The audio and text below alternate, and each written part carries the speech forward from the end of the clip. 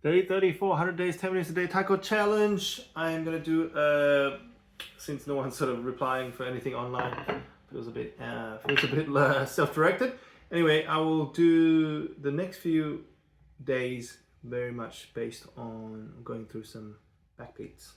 Right? So very, very much in detail, the form and the backbeat details. So let's start with the most common and most used backbeat of all, the Mitsu-uchi, which is, Mitsu just means 3, and 3 play, uchi means play. 1, 2, 3, 1, 2, 3. I'm sure everybody knows this, and it's very, very common in a lot of drumming or beats of the world. For those who probably haven't studied a lot of music,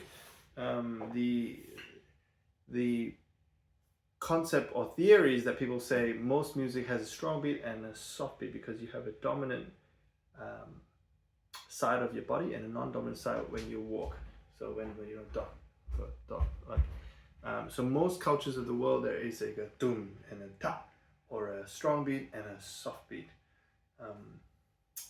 and you know, we can go not too much into that. But for taiko, one of the galloping forward movement beats, people argue taiko comes from war, comes from marching, so this is very definitely a forward propelling motion,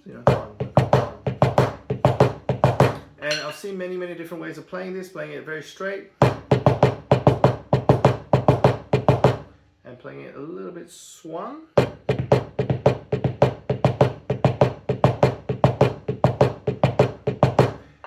Playing it sort of very not playing it very not a crescendo, so very similar-ish, similar strength or similar volume, and I've seen it played very crescendo.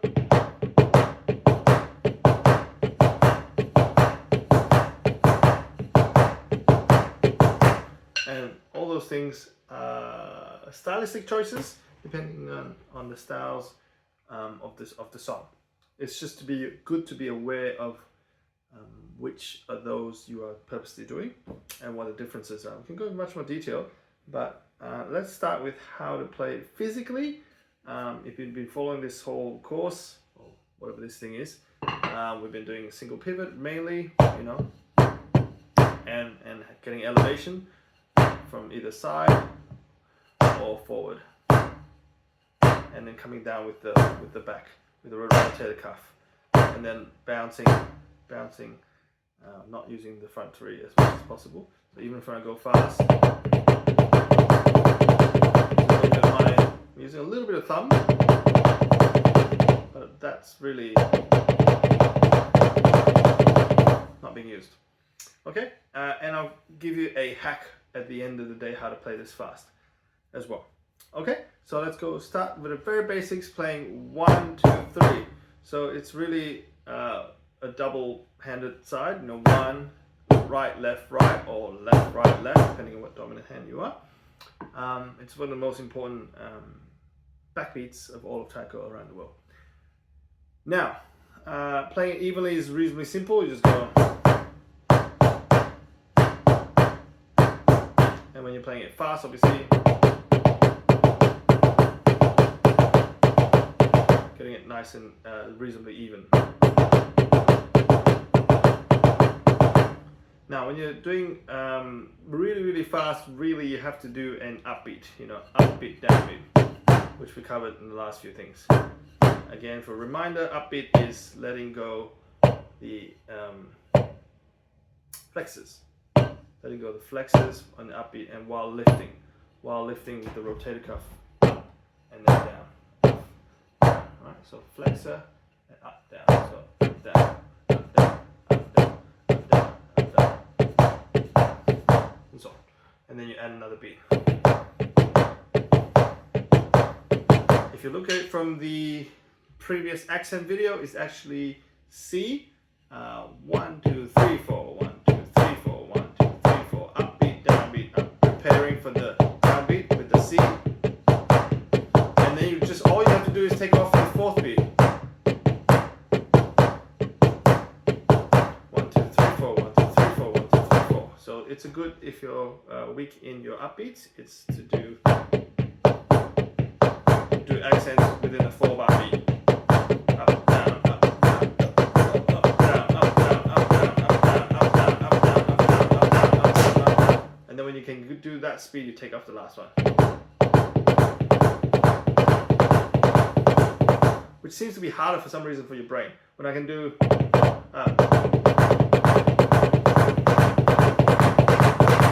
very fast, for some reason I can't go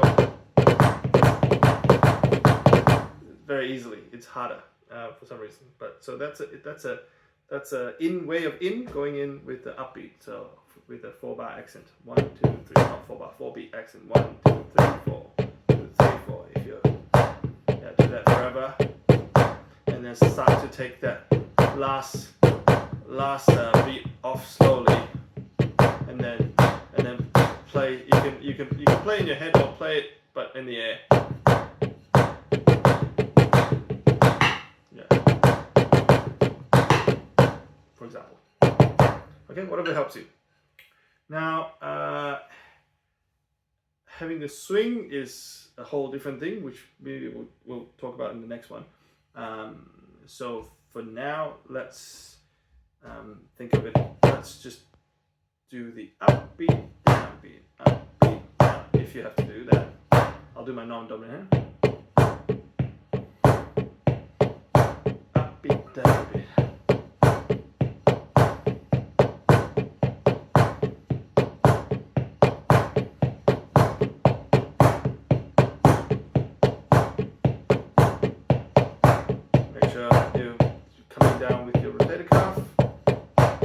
You're using all the things we talked about. Single pivot.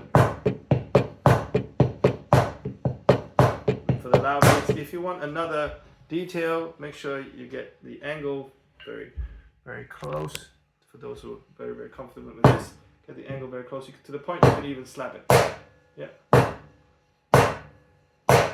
Okay, so you can go. So it's perpendicular almost, so that you can. That's the maximum contact, getting perpendicular as possible.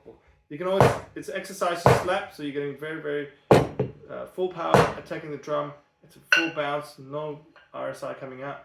It's just that it bounces and comes out the most perpendicular motion, hitting it. So don't hit it, don't call like so high, but go low. And the exercise to get it is to slap it, and then you know where the limit is, and you can always come back from it. Okay, so that's for those who are very comfortable and find this boring. But otherwise, upbeat, downbeat, upbeat, downbeat, upbeat, downbeat, upbeat, downbeat.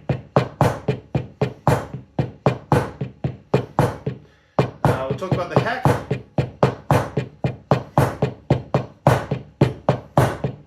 Going forward if you want. Forward, forward, forward, forward, forward.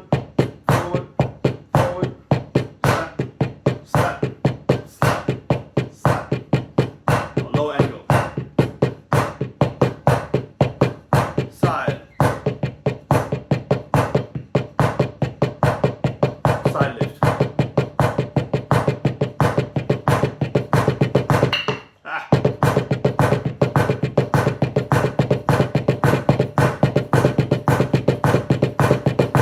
Okay, so what I'm doing is definitely only accenting as a crescendos, do, do, don, do, do, don. To me, that's much more musically exciting for most things, because again, history taiko is very warlike, and some would argue any more colonial type music is very on the grid because it's very much a marching thing. It's definitely it's not a relaxed, it's not a swing thing. It's a very straight propelling forward.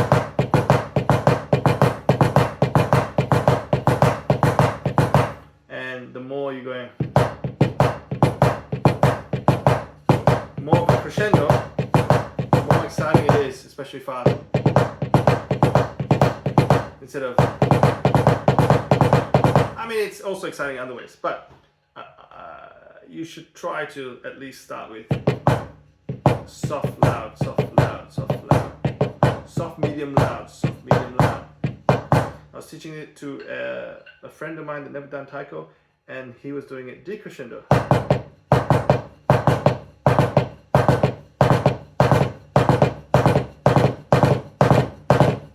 And that kind of is not very exciting. I never thought about that. So definitely the crescendo is very important. And if you want to be even more powerful, the second and third beat, you want to be slightly late.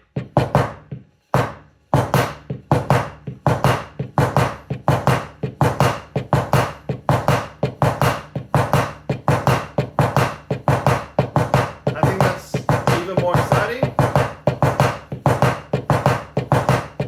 Instead of on it. I mean, it's fine, but like late, it's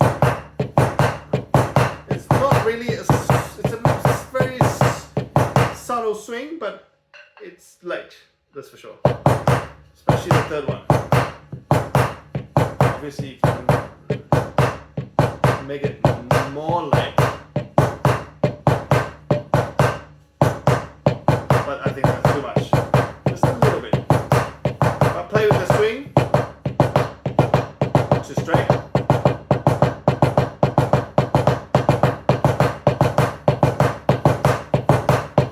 And that's very much in the upbeat. And you hang it on top. You relax for that. Hang on top before you come down.